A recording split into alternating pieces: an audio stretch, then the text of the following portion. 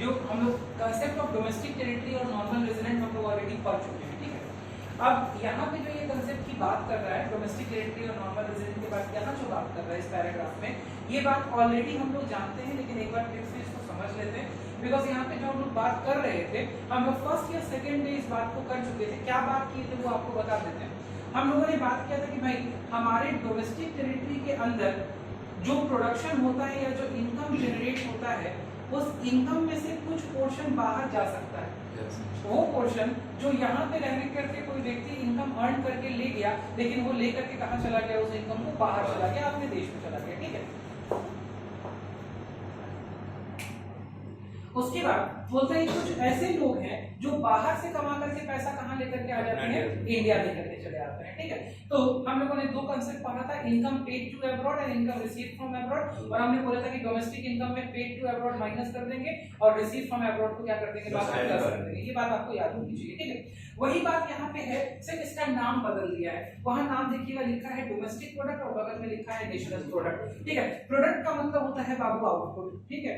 और आउटपुट जब होता है उसी से लिंक्ड होता है क्या, इनकम, ठीक है। तो जब भी आपको नेशनल प्रोडक्ट या डोमेस्टिक प्रोडक्ट मिले, आप इसको समझ सकते हैं कि ये नेशनल इनकम और डोमेस्टिक इनकम की बात आपसे करना चाहता है, ठीक है। मतलब national product is equals to national output is equals to national income, domestic product is equals to domestic output is equals to domestic income, ठीक है। यहां तक बात हो गई। अब आइए ये जो दो बात कर रहा है, इन दो बातों को हम लोग समझ लेते हैं कि क्या कहता है। पहला बोलता है the concept of domestic territory, जो हमने पढ़ा डोमेस्टिक टेरिटरी मतलब political boundary plus water bodies plus उसके बाद हम लोगों ने पढ़ा कि भाई कोई शिप है, कोई एयरक्राफ्ट है, फिर फॉरेन वेसल के बारे में हमने पढ़ा, फ्लोटिंग प्लेटफॉर्म्स के बारे में पढ़ा, इन सब के बारे में जो भी हम लोगों ने पढ़ा, जहां पे हम लोगों ने ये डिस्कवर किया कि क्या-क्या हमारी डोमेस्टिक टेरिटरी हो सकती है। बोलता है the concept of domestic territory helps to estimate domestic product. मतलब डोमेस्टिक टेरिटरी हम लोग इसलिए जान रहे थे ताकि पता चल पाए कि किस चीज को हम डोमेस्टिक प्रोडक्ट बोलेंगे, और डोमेस्टिक प्रोडक्ट क्या होगा, वो सारी चीजें जो हमारे डोमेस्टिक टेरिटरी के अंदर प्रोड्यूस की गई है, वही हमारे लिए क्या हो जाएंगी, डोमेस्टिक प्रोडक्ट। कोई दिक्कत इस बात को समझने में नहीं। बोलता है domestic product includes production activity of production units located in the economic territory irrespective of fact whether carried out by the resident or non-resident। दो बातें बोलता है। क्या-क्या बात बोलता है बाबू? बोलता है कि जो डोमेस्टिक टेरिटरी के का मामला है, उसके अंदर हम लोग डोमेस्टिक प्रोडक्ट को काउंट करते हैं। डोमेस्टिक प्रोडक्ट का मतलब हमारे डोमेस्टिक टेरिटरी के अंदर किया गया प्रोडक्शन एक्टिविटी, ठीक है। चाहे गुड्स का प्रोडक्शन हो, चाहे सर्विसेज का प्रोडक्शन। और एक इंपॉर्टेंट बात ये बोलता है कि भाई ये प्रोडक्शन दो लोग कैरी कर सकते हैं, चाहे वो रेजिडेंट हो चाहे नॉन रेजिडेंट हो। इससे बहस नहीं है कि प्रोडक्शन एक्टिविटी कौन कैरी कर रहा है, we are not dependent upon that. अगर वो प्रोडक्शन एक्टिविटी हमारे डोमेस्टिक टेरिटरी के अंदर हो रही है तो उसको हम क्या बोलेंगे, डोमेस्टिक प्रोडक्ट, ठीक है। अभी इनकम से बहस नहीं है कि ये इनकम कहां जाएगा, क्या ये नॉन रेजिडेंट का है, वो नॉन रेजिडेंट निकाल के पैसा ले जाएगा, क्या रेजिडेंट का है जो पैसा हमारे पास में रहेगा। क्लियर, ये बात समझ में आती है। डोमेस्टिक प्रोडक्ट अगर कोई भी बोलता है तो हमारे दिमाग में ये समझ आना चाहिए कि it is the value of the goods and services which are being produced in the domestic territory. कोई दिक्कत यहां पे समझ में? आगे बोलता है the money value of the domestic product is known as domestic income. But obviously money value, हमने बोला कि हम अपने डोमेस्टिक टेरिटरी के अंदर 5000 केजी वीट उगाते हैं, 5000 केजी राइस, 5000 केजी, ठीक है, कोई और दूसरा प्रोडक्ट कॉटन हो गया, इतनी सर्विसेज होती हैं, ये गुड्स वो गुड्स, फलाना गुड्स, ढिमकाना गुड्स, कुछ भी हो, ठीक है। हम उसको क्वांटिटेटिव वैल्यू में कभी नहीं बता सकते। जब भी हमें बात करनी पड़ेगी हम उसको हमेशा किस वैल्यू में बात करेंगे, हम पैसे के टर्म्स में बात करेंगे, मनी वैल्यू। तो किसी क्वांटिटी को मनी में चेंज करने के लिए हमें किस चीज से मल्टीप्लाई करना पड़ेगा, we have to multiply it by price, करना होगा। हमने बोला 500 केजी प्रोडक्शन हुआ, what is the money value, 500 KG into ₹100, ठीक है। मतलब फॉर एग्जांपल हम बता रहे हैं, ठीक है। तो यही जो डोमेस्टिक प्रोडक्ट, जो डोमेस्टिक टेरिटरी के अंदर हमारा डोमेस्टिक प्रोडक्ट डेवलप हुआ, हमने उसको बनाया, उसको उसकी मनी वैल्यू के साथ में जब हम मल्टीप्लाई कर देंगे तो वो कहलाता है डोमेस्टिक इनकम। कोई दिक्कत इसको समझने में नहीं। आगे तो अब आता है नेक्स्ट नेशनल इनकम, ठीक है। बोलता है the concept of normal resident, अब नॉर्मल रेजिडेंट का कंसेप्ट किस चीज में मदद करता है? The concept of normal resident help to estimate national product. National product क्या है? तो बोलता है national product includes production activity of normal resident. अब ये नॉर्मल रेजिडेंट प्रोडक्शन एक्टिविटी चाहे डोमेस्टिक टेरिटरी के अंदर करे या डोमेस्टिक टेरिटरी के बाहर करे, हम दोनों को ही क्लब करेंगे।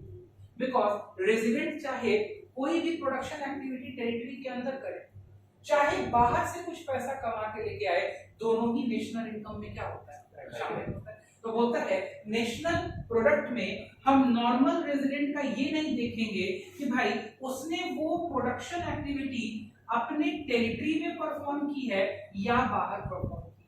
अगर वो हमारा नॉर्मल रेजिडेंट है तो सारा का सारा इनकम क्या होगा? जैसे हमने बोला कि ये इंडिया है, तो इसमें कुछ तो लोग हमारे रेजिडेंट हैं, कुछ लोग नॉन रेजिडेंट हैं, ठीक है? जो रेजिडेंट हो चाहे नॉन रेजिडेंट हो, अगर इंडिया के अंदर प्रोडक्शन हो रहा है तो ये डोमेस्टिक प्रोडक्ट हो गया। अब भाई डोमेस्टिक प्रोडक्ट में हो सकता है बाहर वाले लोगों की भी कमाई हो और यहाँ वाले लोगों की भी कमाई हो, तभी तो हम कह रहे हैं कि डोमेस्टिक प्रोडक्ट में से कुछ निकालो इनकम पेड टू अब्रॉड और डालो इनकम रिसीव फ्रॉम अब्रॉड। ये इनकम रिसीव फ्रॉम अब्रॉड जो डाल रहे हो, ये किसका इनकम है? रेजिडेंट का इनकम है, जो उसने कहाँ कमाया? कहीं बाहर। इसीलिए तो ये शब्द लिखा है कि रेजिडेंट की एक्टिविटी इकोनॉमिक टेरिटरी में हो या बाहर हो, वो हमारे ही देश का क्या होगा? National income. ठीक है? तो बोलता है, अब आगे क्या बोलता है? The money value of the national product is termed as national. तो भाई रेजिडेंट का जो भी कमाया हुआ पैसा है वो सब क्या करना? ट्रीट किया जाएगा, नेशनल इनकम में ट्रीट किया जाएगा। कोई दिक्कत यहाँ तक? कंसेप्ट को समझने, यहाँ तक का कंसेप्ट जब आपको समझ में आ गया, बाकी का कंसेप्ट हम लोग इसमें पढ़े ही हुए हैं। आगे बढ़ते हैं। अब आ गया नेक्स्ट कंसेप्ट। हाँ, इस चैप्टर में क्या है बाबू? इस चैप्टर में कोई सा भी कंसेप्ट प्रीवियस कंसेप्ट से रिलेटेड नहीं है। इस बात को आप ध्यान से समझिएगा। सबसे पहला डोमेस्टिक इनकम, दूसरा नॉर्मल रेजिडेंट, तीसरा कंसेप्ट जो है ये बिल्कुल अलग कंसेप्ट। इन सब की जरूरत हमें नेक्स्ट चैप्टर में होने वाली है और नेक्स्ट चैप्टर तो हमारे लिए बहुत आसान हो जाएगा, क्योंकि हमको बार-बार रुक करके आपको इन सब कंसेप्ट को समझाना नहीं पड़ेगा। ठीक? और आप ये भी देख रहे हैं कि ये कंसेप्ट हम पहले भी आपको थोड़ा बहुत समझाएंगे। कब? सर्कुलर फ्लो ऑफ इनकम हमने बात करी थी ना, फैक्टर इनकम और ट्रांसफर इनकम। ठीक है, आइए अभी और अच्छे तरीके से इसको समझने की कोशिश करें। बोलता है फैक्टर इनकम क्या होता है? तो सबको पता है, जब फैक्टर सर्विसेज कोई हाउसहोल्ड फर्म को देता है, उसके बदले में जो पैसा मिलता है उसको हम लोग फैक्टर इनकम बोलते हैं। ठीक है? The income received by the factors of production in the form of rent, wages, salary, profit और interest is called factor income. ठीक है? फैक्टर इनकम में एक बात जो बहुत महत्वपूर्ण है, वो बात क्या है? It is very important that the income which has been earned through the factor income, for that the particular person has to perform some work, something in return। मतलब जब भी फैक्टर इनकम की बात होगी, फैक्टर इनकम तभी होगा जब देश में कोई गुड्स एंड सर्विसेज का प्रोडक्शन हुआ हो। ये हम लोगों ने सर्कुलर फ्लो वाले चैप्टर में ही पढ़ा कि जब तक प्रोडक्शन एक्टिविटी देश में कैरी आउट नहीं होगी, कोई भी फैक्टर इनकम जनरेट नहीं होगा।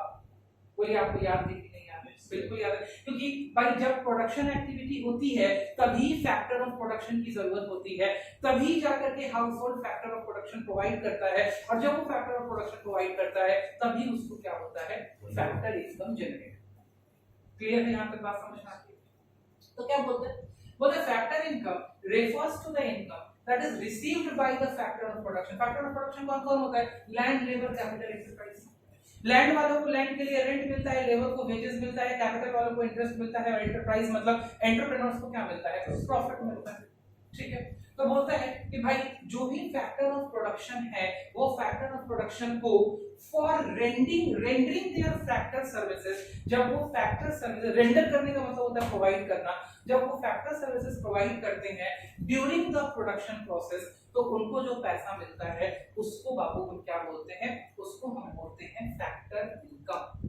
कोई दिक्कत? मतलब जब भी फैक्टर इनकम आप सुनेंगे आपके दिमाग में ये इंप्रेशन जाना चाहिए कि भाई साहब इसके वजह से कुछ ना कुछ क्या क्रिएट हुआ होगा, गुड्स या सर्विसेज क्रिएट हुआ होगा, प्रोड्यूस हुआ, क्योंकि फैक्टर इनकम तभी होगा जब गुड्स एंड सर्विसेज प्रोड्यूस हो, और अगर बिना गुड्स एंड सर्विसेज प्रोड्यूस किए हुए कोई इनकम जनरेट होता है that will be considered as transfer.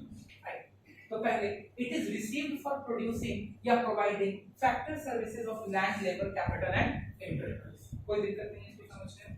Next, factor income of normal resident of a country is included in the national income. बहुत इंपॉर्टेंट बात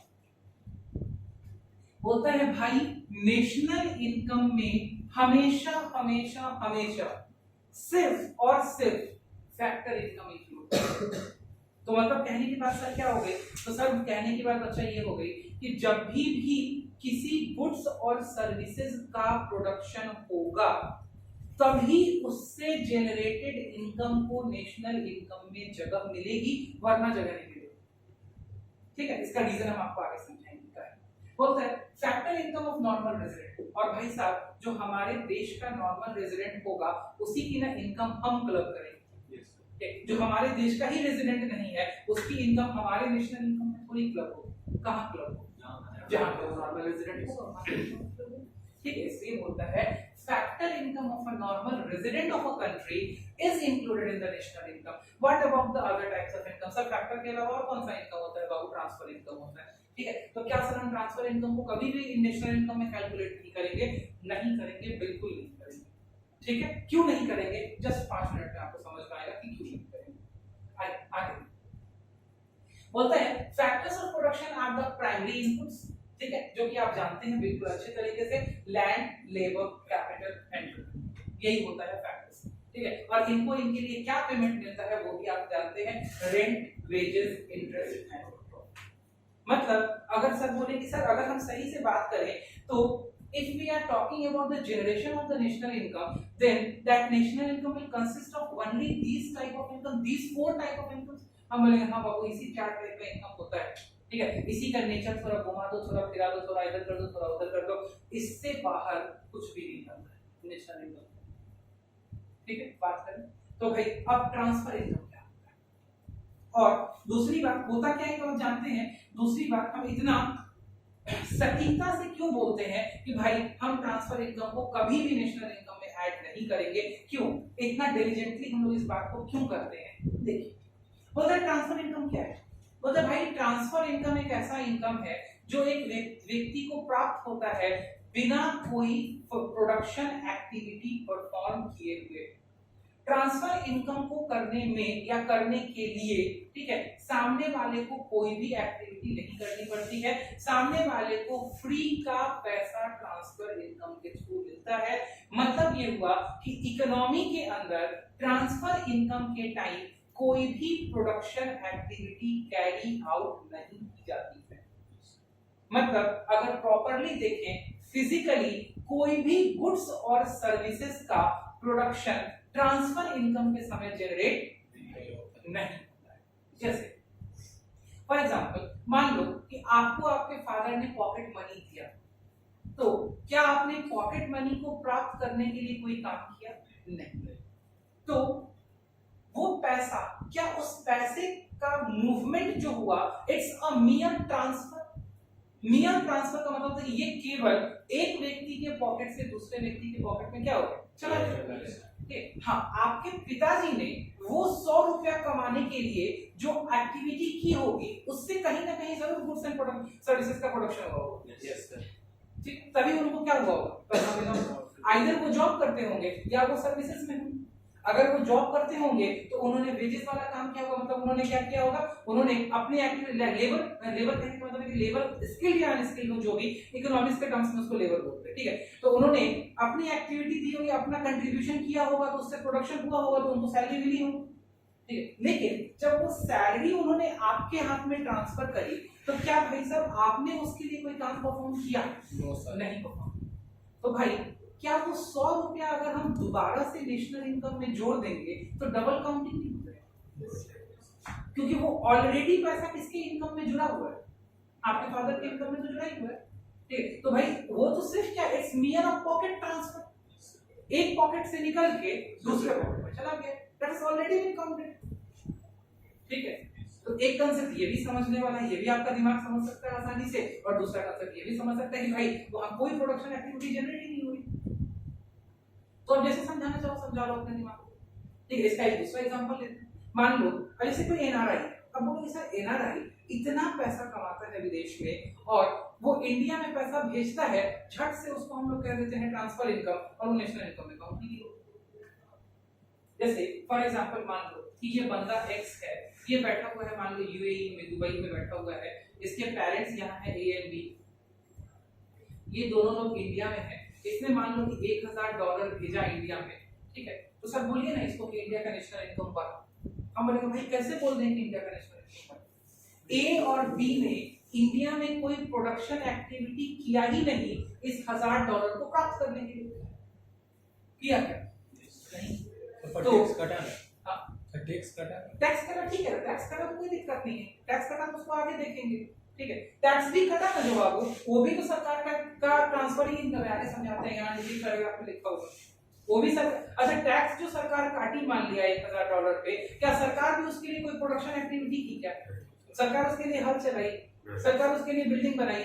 सरकार उसका कोई भी गुड्स और सर्विस प्रोड्यूस की टैक्स काटने के लिए? नहीं की, वो भी ट्रांसफर इनकम। टैक्स काटने के लिए सरकार कुछ नहीं करती है, तो भाई लिखा हुआ है आगे, taxes received by the government as the transfer income of the government. Service तो देते हैं ना, सेकंड लेयर में सर्विस देता है भाई, फर्स्ट लेयर में नहीं देता है। आप बात को ध्यान से समझिए, इसी जगह पे आप समझ जाइएगा, टैक्स पे आने की जरूरत ही नहीं, तुरंत समझा देते।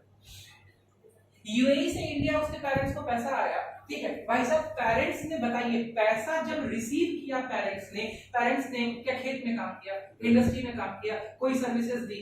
तो ना प्राइमरी सेक्टर में कोई प्रोडक्शन हुआ, ना सेकेंडरी सेक्टर में हुआ, ना टर्शियरी सेक्टर में हुआ, मतलब कोई प्रोडक्शन हुआ, कोई प्रोडक्शन नहीं हुआ। क्या इसको हम फैक्टर इनकम माने? नहीं, मान ही नहीं सकते भाई, कोई प्रोडक्शन ही नहीं हुआ। तो आप बोलेंगे कि सर ये ट्रांसफर इनकम हुआ, $1000 आ रहा है, आप कहीं तो इसको ट्रीट कीजिए, कहीं तो कुछ फायदा दिखाइए, इकोनॉमी का कुछ तो फायदा होगा बेटा। सेकंड लेयर में फायदा होगा, सेकंड लेयर में फायदा तो याद रहे, वो खर्च हो, हां इन्वेस्ट हो जाए, हां ठीक है, या तो वो इन्वेस्ट होगा या तो वो खर्च होगा, तब फायदा होगा। क्योंकि जैसे ही $1000 उनके हाथ में आया, ठीक है, उनका परचेजिंग पावर बढ़ गया, परचेजिंग पावर बढ़ा तो आइदर ए एंड बी, मतलब जो उसके पेरेंट्स हैं, either they will invest that money. ठीक है, तो सेकंड साइकिल में आके फायदा करेगा बच्चे, फर्स्ट साइकिल में फायदा नहीं करेगा। ठीक है, तो ए और बी का परचेजिंग पावर अगर बढ़ेगा तो जैसा इन्होंने बोला कि या तो वो बैंक में इन्वेस्ट करेंगे तो वहां से अर्न करेंगे, या तो इन्होंने बोला कि इनके पास से परचेजिंग पावर बढ़ेगा तो कंज्यूम करेंगे, और कंज्यूम करेंगे तो मार्केट में क्या करेंगे? डिमांड करेंगे, और डिमांड करेंगे तो उस डिमांड को पूरा करने के लिए गुड्स एंड सर्विसेज करेंगे। फर्स्ट साइकिल में ये हमेशा क्या रहेगा? ट्रांसफर इनकम की रहेगा। ठीक है, वैसे ही गवर्नमेंट का बात सुन लीजिए, गवर्नमेंट टैक्स कलेक्ट करने के लिए सिर्फ क्या करती है?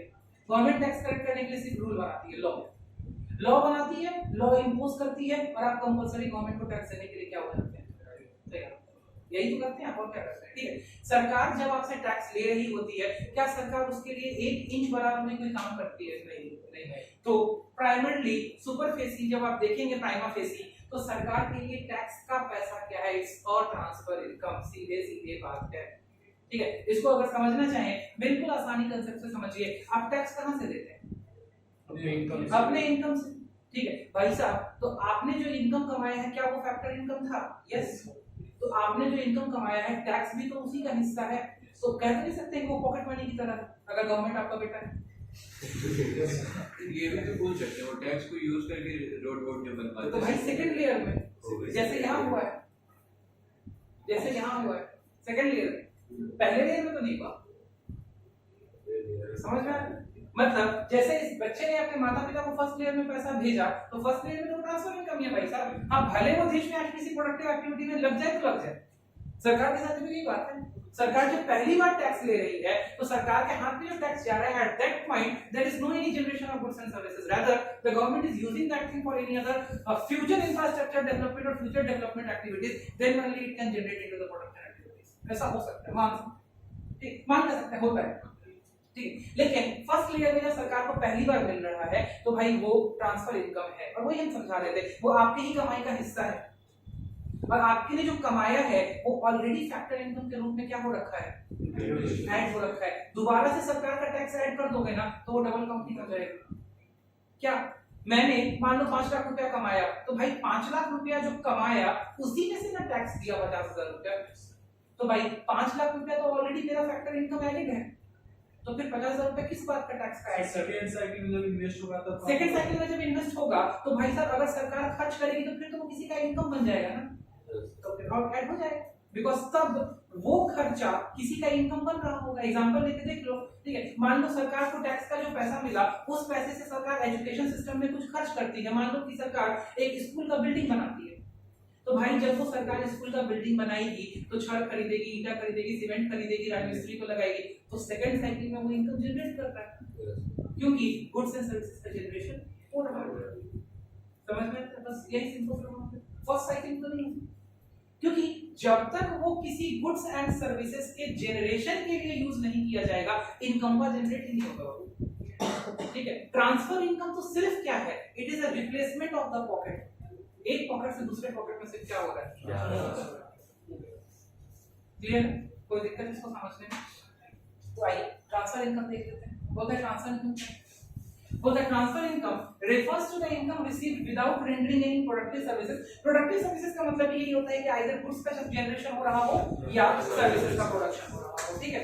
इन रिटर्न, ठीक है, बोलता है it is a unilateral one sided concept, unilateral एक तरफा है, पैसा सिर्फ जा रहा है, कोई सर्विसेज या गुड्स का जनरेशन नहीं हो रहा है। जैसे हम अगर आपसे पैसा ले रहे हैं, जैसे मान लो आपके पिताजी ने मेरे को देने के लिए पैसा दिया, तो ये फैक्टर इनकम, बिकॉज़ आप जब मुझे पैसा दे रहे हैं तो वो नेक्स्ट लेवल में उसके लिए सर्विसेज क्या हो रही है, जनरेट हो रही है। लेकिन अगर वो पैसा आपका है, आपको पॉकेट मनी के रूप में दिया गया है, तो फिर वहां पे कोई जनरेशन ऑफ इनकम नहीं है, कोई वो ट्रांसफर इनकम कंसीडर होगा। लेकिन वो आपसे अगर मेरे पास आ गया then it will be converted into factor income, ठीक है, तो उसके लिए एक एक्स्ट्रा सर्विस क्या हुई है, जनरेट हुई है। कोई दिक्कत यहां तक समझ लें भाई? तो बोलता है कि भाई ट्रांसफर इनकम एक यूनिलैटरल कांसेप्ट है और साफ बोलता है कि it is not included in the national income as it does not reflect any production of goods and services, and simply transfer income can be considered, you can tell it that transfer income is a part of one's own income, किसी दूसरे व्यक्ति का वो income का already part है, दोबारा उसको जोड़ ही नहीं सकते, ठीक है। और लॉजिकली अगर देखें तो भाई ट्रांसफर इनकम को अर्न करने में कोई भी गुड्स एंड सर्विसेज का प्रोडक्शन नहीं होता है, that's why transfer income is not a part of national income, ठीक है, यहां तक समझ में आया? It can be received either within the domestic territory of a country or from abroad। हम दोनों का डेटा आपको एग्जांपल दे दिए कि जब वो यूएई से अपने पेरेंट्स को भेज रहा है it is received from abroad, और जब आप सरकार को दे रहे हैं it is received within the domestic territory. और नीचे भी वही बात लिख देता है कि भाई एग्जांपल्स आप जानते हैं ऐसे भी already, old age pension, scholarship, unemployment allowances, pocket money, इन सब में कहीं भी सामने से कोई काम नहीं, ठीक है। इसमें एक टॉपिक और हम आपको बताए थे एक्सग्रेशिया, मुआवजा, ठीक है, बताए थे, ठीक है, जब हम सर्कुलर फ्लो पढ़ा रहे थे आपको, ठीक है, कि भाई मुआवजा मिल रहा है उसके अगेंस्ट में कोई भी काम नहीं।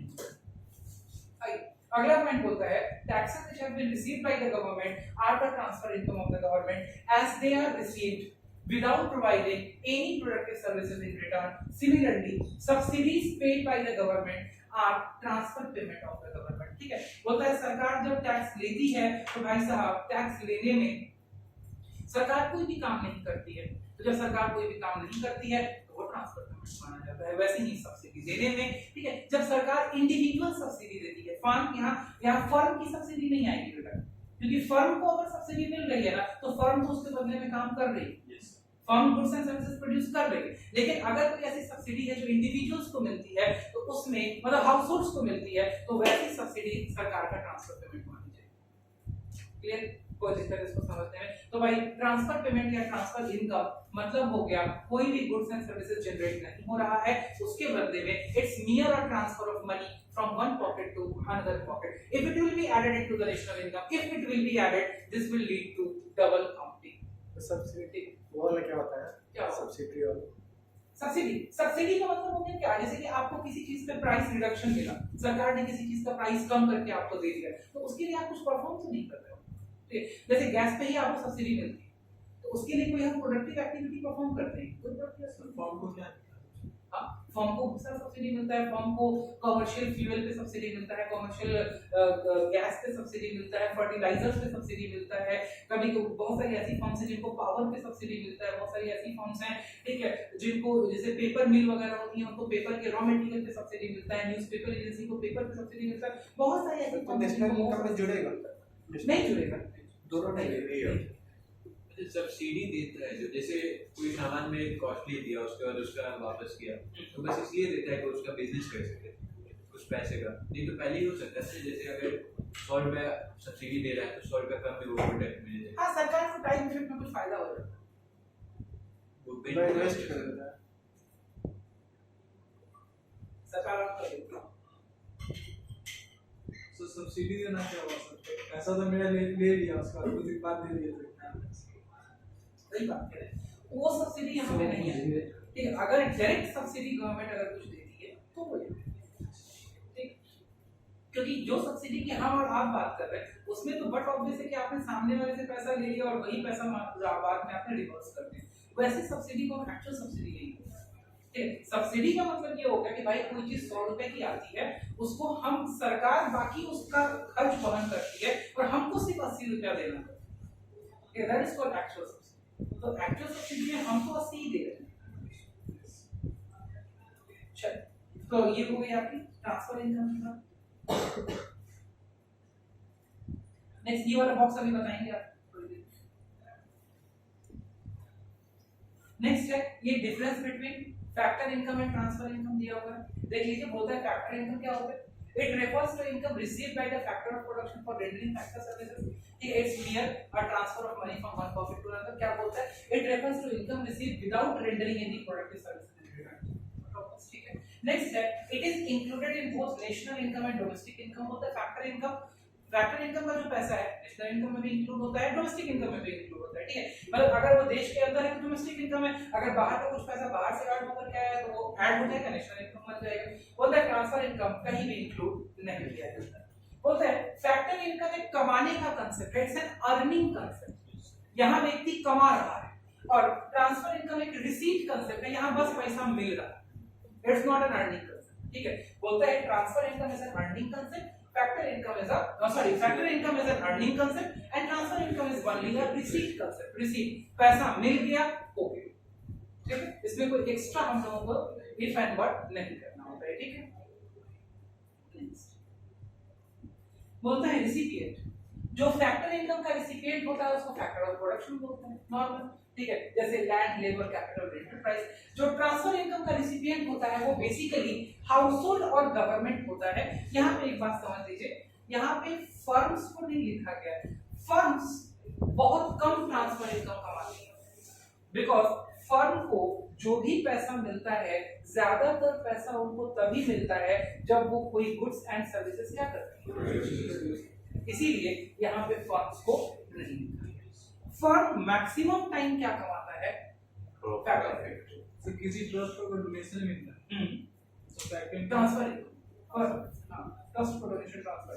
सो लेकिन उस डोनेशन के बाद अगर वो कुछ खर्च करता है तो भाई सेकंड स्टेटमेंट में जिस जहां खर्च किया जो व्यक्ति उसको सर्विस दिया उसके लिए वो इनकम है। और नीचे लास्ट में उसने एग्जांपल्स दिए। अब आते हैं उस बॉक्स पे और उसकी बात कर लेते हैं। बोलता है दो तरह का ट्रांसफर इनकम होता है या दो तरह के ट्रांसफर्स होते हैं, एक होता है करंट ट्रांसफर, एक होता है कैपिटल ट्रांसफर। करंट ट्रांसफर जो बार बार हमेशा किया जाता है, रेगुलर नेचर का होता है, जैसे आपको पॉकेट मनी मिली हर महीने पापा के साथ में मुंह उठाए खड़े रहते हैं, कुछ लोग तो हर हफ्ते, कुछ लोग हर दिन, हर दिन मम्मी पापा कुछ दे दीजिए, 100 रुपया दे दीजिए, 1000 रुपया दे दीजिए, ठीक है, तो pocket money is an example of current transfer. Current जो रेगुलर इनकम से रेगुलर आप किसी को ट्रांसफर कर रहे हैं, that is called current transfer. और सेकंड है कैपिटल ट्रांसफर। कैपिटल ट्रांसफर का मतलब होता है वो ट्रांसफर जो कभी कभार होता है, कभी कभार, जैसे डोनेशन, ठीक है, जैसे एक्स ग्रेशिया। जैसे फॉर एग्जांपल मान लो कहीं आग लग गई तो सरकार ने कुछ क्या दे दिया, मुआवजा। मान लो कोई ट्रेन कहीं एक्सीडेंट कर गई तो सरकार ने क्या दिया, मुआवजा।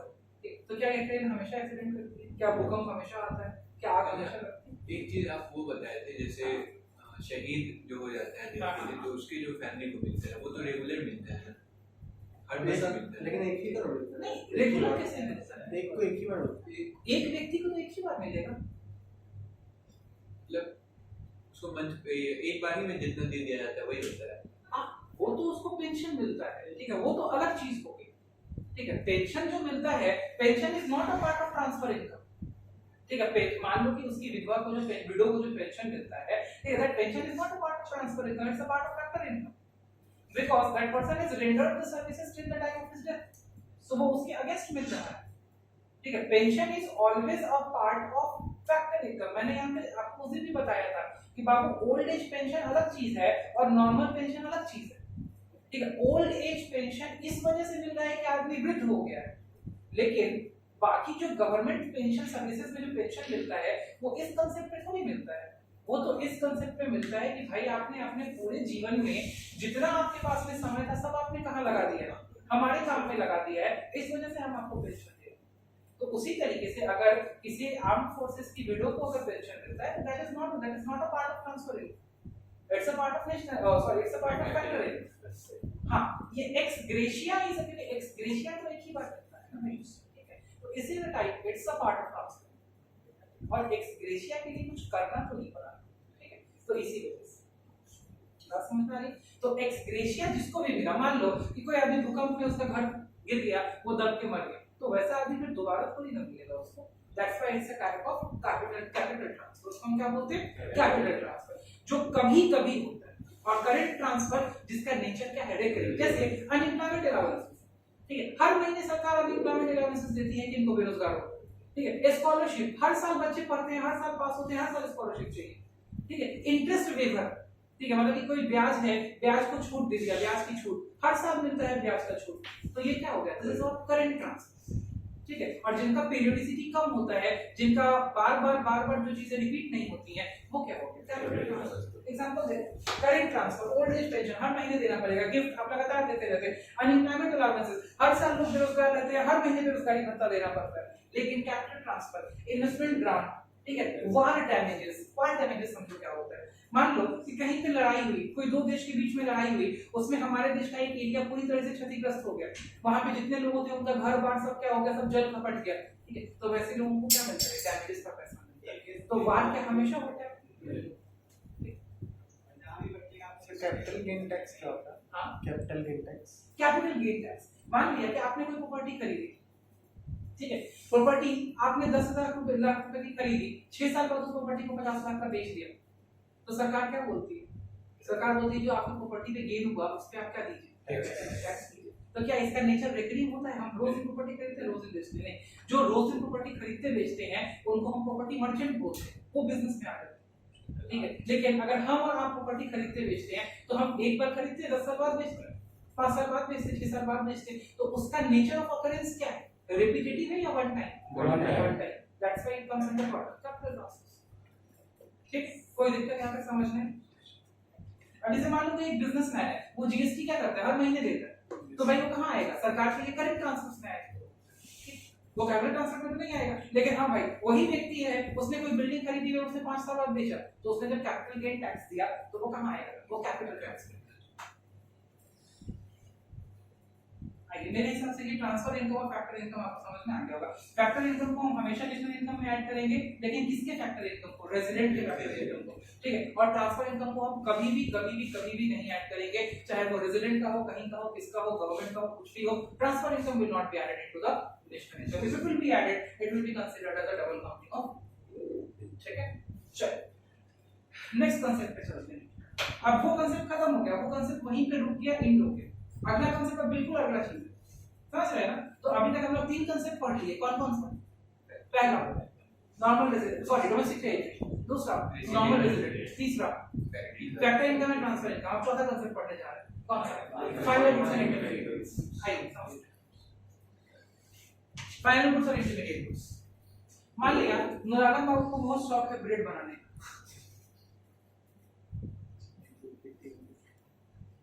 नुरालम बाबू ब्रेड बनाते हैं, बेकरी चलाते हैं, ब्रेड बनाते हैं। ब्रेड बनाने के लिए क्या क्या चीज चाहिए? मैदा, चीनी, वो फंगस ईस्ट, ईस्ट बोलते हैं, जैसे- फंगस में ईस्ट बोलते हैं, चाहिए फंगस की खिलाड़ी जैसे फूलता है। हाँ ईस्ट बोलते हैं, खमीर बोलते हैं। खावस हो रहा खाली ना नहीं खावा। That is another thing. ठीक है, baking soda is another thing. ठीक है, ईस्ट is another thing. ठीक, चलिए ईस्ट हल्का सा उसमें खट्टापन भी लाता है और उस चीजों मतलब कि मैदा को फूलने में भी मदद करता है। ठीक है, बेकिंग सोडा सिर्फ उसको फूलने में मदद करता है। बेकिंग सोडा नहीं डाला जाता, बेकिंग सोडा बाकी चीजों को गलाने में डाला जाता है, जैसे छोला वगैरह बनाने में डाला जाता है। ठीक है, आई ईस्ट उसके लिए स्पेशली खमीर लाया जाता है। खमीर से मतलब मैदा हो गया, चीनी या ऑयल या और भी जो भी इंग्रेडिएंट्स होते हैं। आपने क्या पूछा? अभी बहुत बढ़िया ब्रेड बनाते हैं तो थोड़ा सा उसके अंदर काजू किशमिश भी डाल देते हैं, ठीक है, चीनी भी डाल देते हैं, बढ़िया ब्रेड बना के बेचते हैं। ब्रेड बेचते हैं 40 रुपए का एक पैकेट, ठीक है, पर ड्राई फ्रूट है उसके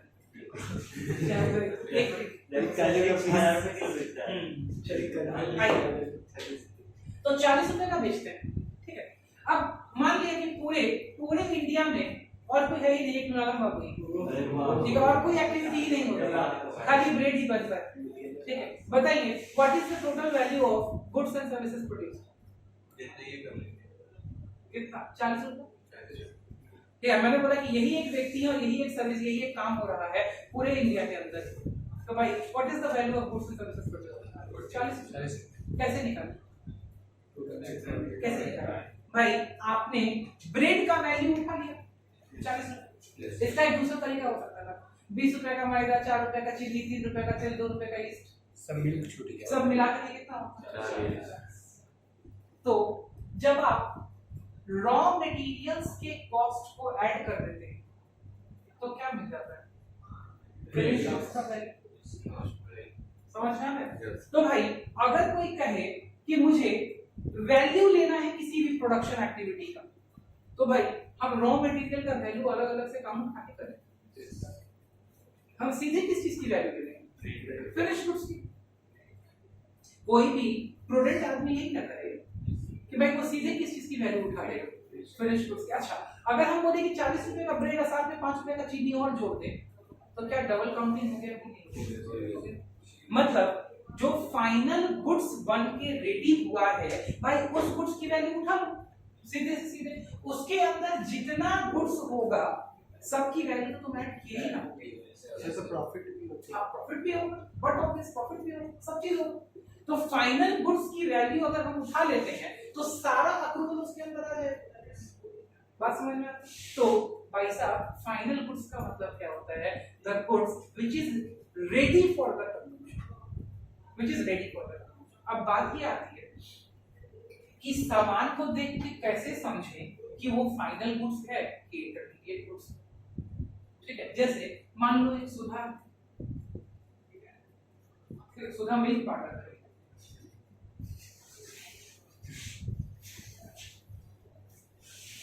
सुधा मिल्क पाउडर, तो सुधा मिल्क पार्लर में मान लो 600 लीटर दूध आया है।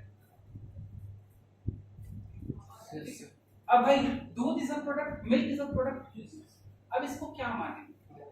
सुधा वाले के लिए ये 600 लीटर दूध क्या इंटरमीडिएट गुड्स है कि फाइनल गुड्स? फाइनल गुड्स कि इंटरमीडिएट? भाई साहब सुधा के लिए फाइनल कैसे? वो तो अभी उसको रिफाइन सुधा अभी उसको रिफाइन करके रीसेल कर देगा भाई मेरे, रीसेल कर देगा, नहीं करेगा क्या? कर देगा ना। या सुधा मिल्क बूथ, मान लो मिल्क सुधा चौक वाले सुधा मिल्क बूथ पे 600 लीटर दूध आकर के रखा है, वो फाइनल नहीं भाई साहब वो भी इंटरमीडिएट गुड्स है। सुधा वाला 600 लीटर दूध पी जाएगा, सुधा काउंटर वाला आंटी पी जाएंगी, नहीं ना पीनी क्या करेंगी, बेचेंगी। जब तक कंज्यूम नहीं होगा, जब तक फाइनल कंज्यूम नहीं होगा हम उसको फिनिश्ड गुड्स या फाइनल गुड्स बोल ही नहीं सकते। बॉयल होने के बाद अभी बॉयल होने के बाद में फाइनल नहीं होगा भाई। ग्लास में नहीं जाएगा। अब मान लो यहाँ देखो, अब देखो यहाँ नूरालम बाबू और अल्ताफ बाबू दोनों आदमी चले साइकिल से, दोनों आदमी क्या सुधा वाले क्या, ठीक है। नूरालम बाबू बोले कि हमको 13 लीटर दूध दे दीजिए और अल्ताफ बाबू बोले कि हमको 3 लीटर दूध दे दीजिए, ठीक है। जूस निकला है। ठीक है, अल्ताफ बाबू 3 लीटर दूध लेकर के घर चले गए और नूरालम बाबू 13 लीटर दूध लेकर के अपने मिठाई की दुकान पर चले गए, बेकरी के बगल में मिठाई का दुकान खोले हुए।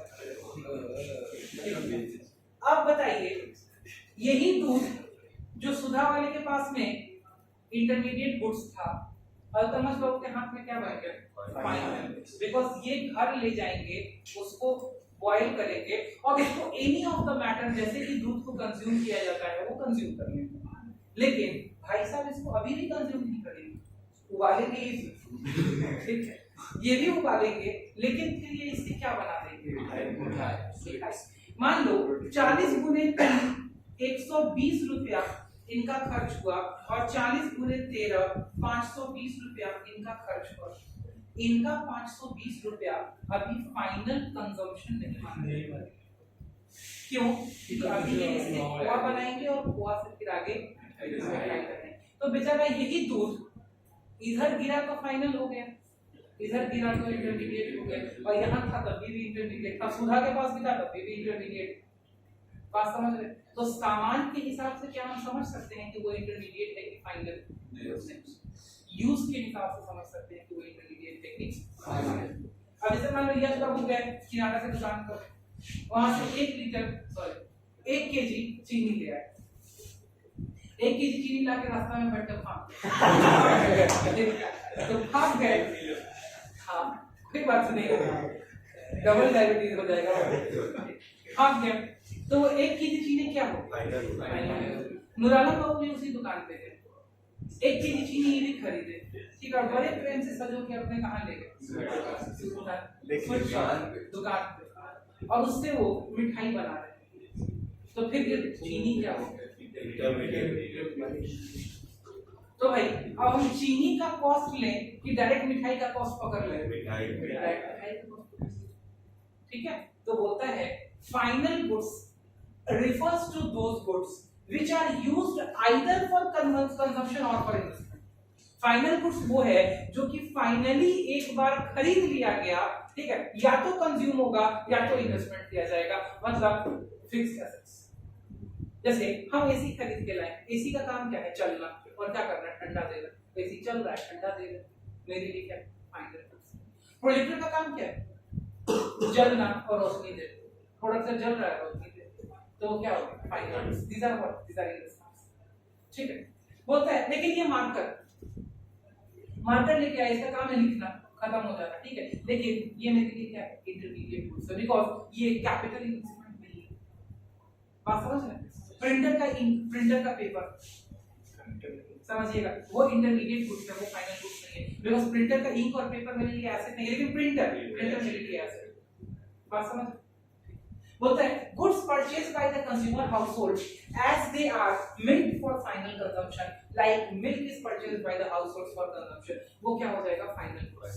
लेकिन यही मिल्क जब एक व्यक्ति खरीदता है इस पर्पस से कि या तो उसको दोबारा बेच देगा या उससे कोई सामान बना के बेचेगा, तो वो मिल्क कहाँ आ जाएगा, इंटरमीडिएट गुड्स, ठीक है। और इंटरमीडिएट गुड्स की वैल्यू को अगर आपने काउंट कर लिया तो फिर आप डबल काउंट हो जाएगा, क्योंकि पता चला कि आपने चीनी का भी भाव काउंट कर लिया और मिठाई का भी भाव काउंट कर लिया, पॉसिबल नहीं, ठीक है। या तो चीनी का, छेना का, सबका, खोआ का अलग अलग से काउंट कीजिए, या एक ही बार मिठाई को पकड़ लिए हैं तो बाकी चीज को छोड़ दीजिए, ठीक है।